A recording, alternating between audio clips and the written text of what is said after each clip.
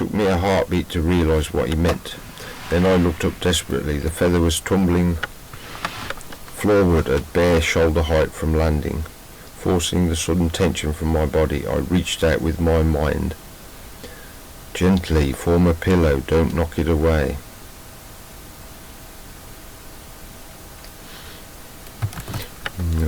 That could either be the narrator or it could just be the image. Narrator. Right, I reached out with my mind.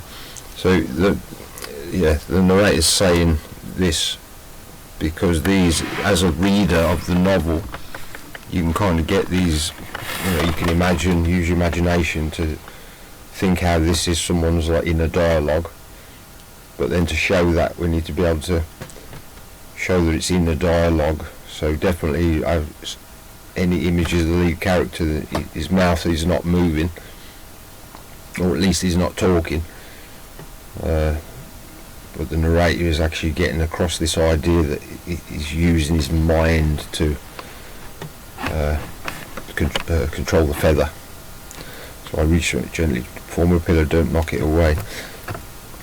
Yeah, there may be some kind of clever special effects technique where you can have like a pillow become manifest in an magical energetic field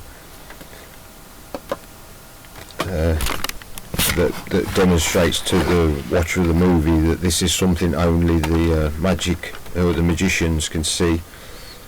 Maybe ordinary folks can't see this magical feather that's just made of etherical light.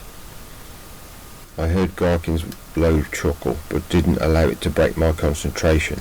I hadn't let the feather touch the floor for 3 years, and I wasn't going to let it to, and it wasn't going to touch now.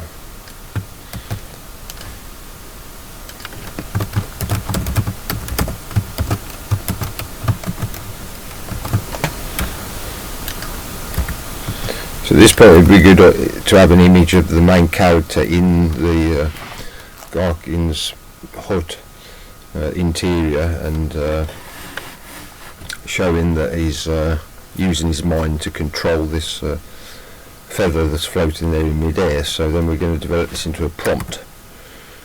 So the prompt is okay. So the location that we're in, location. Right, so we can start moving. So looking at it, so we need location. So we'll insert a sheet and call it what's the name of the sheet? Location. Location. Right, we'll put that. So the location. So then so we're in the world. The world is where we are. One location we had was Garkin's hut, and that location has an exterior,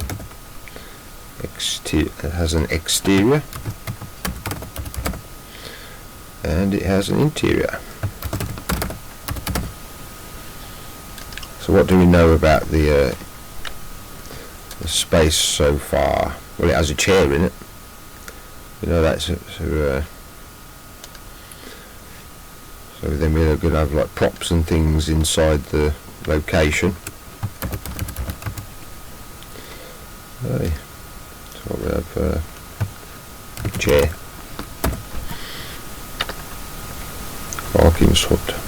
So then we need to we develop this into a prompt. So in the interior there's also, we can include other objects. So there's a lizard bird. Roast, cooked and roast, lizard, bird.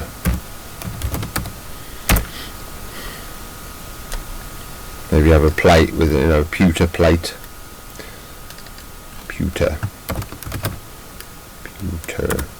Pewter's like that kind of like medievally style, flagon of ale, silver coloured juggin, but dark grey, That's pewters, I think it's softer metal.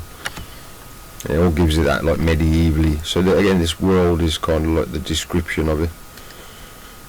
So it's rustic, medieval. Is it medieval? No, Middle Ages.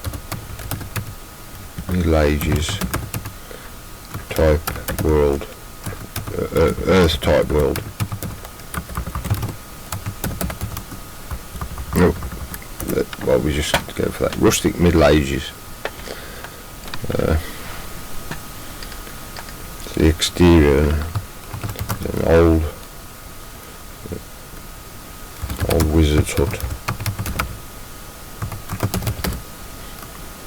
I said when we looked at the image before, I think it looked a bit like kind of sparse. The exterior, it's a bit sparse around here. I think it needs to be a bit more foresty, clearing in a forest.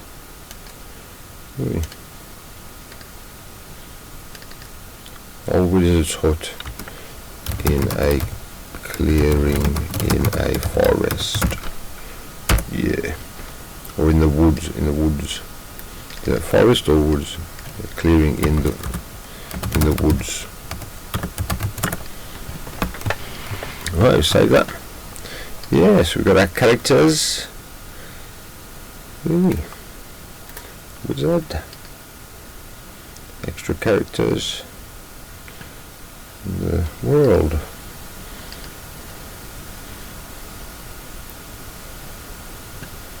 So now we want to put the young man in the world.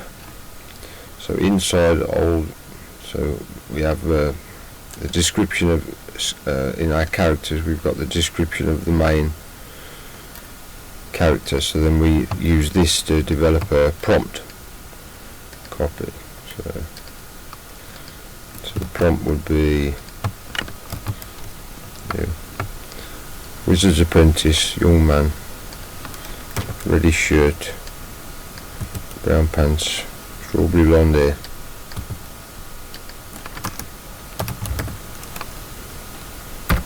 Slim build, 5'9".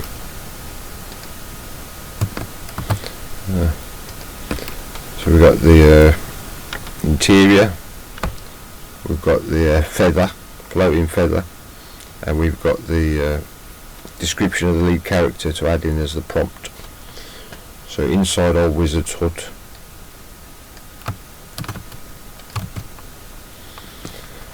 inside an old wizard's hut, a wizard's apprentice, inside an old wizard's hut, looking at the wizard's apprentice. The apprentice is a young man, reddish shirt, brown pants, strawberry blonde hair, slim build, 5'9". Leave out the quotations so it doesn't crash the entry into the prompt window. Watch out for special characters. Even here using foot, I could like FT or write F 9 foot. There you go, 5'9" inches. Leave out the special characters. Inside an old wizard's hut, looking at the wizard's apprentice. The apprentice is a young man, really sure. Okay, and then we need to add the feather. So we're just looking at the viewer. Where's our feather prompt? So I add, yeah, middle of the feather. Feather. What kind of feather? Well, this would be a prop, wouldn't it? It'd be a prop. So we can add another sheet. Props. Okay. So what's this prop? It's a what's this like? What item? The item is a. Oh no! The item is a. What do we do? Feather. And the feather is like a white feather.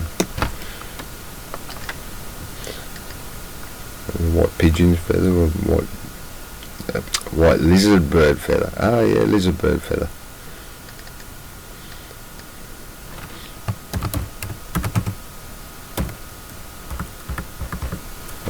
Lizard bird feather.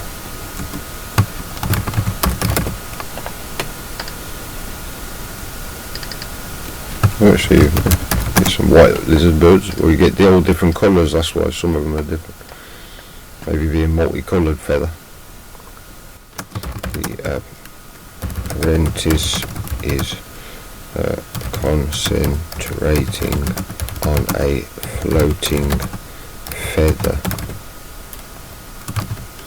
a floating white. I think we might have to leave the blizzard out for this early. Yeah, we'll put it back in. Well, we'll do a lizard bird feather. We'll get confused and try and create a.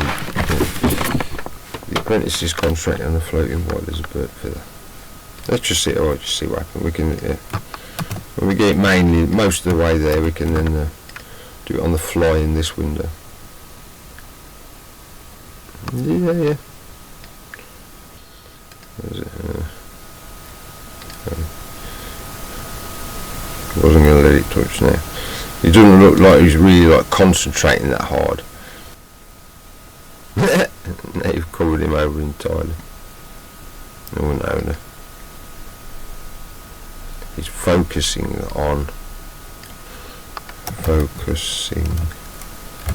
his mind on a floating white bird feather.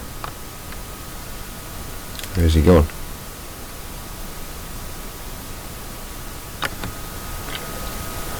I mean, it could be a full-on front. Yeah, it could be, I suppose. We had the first one was the better one.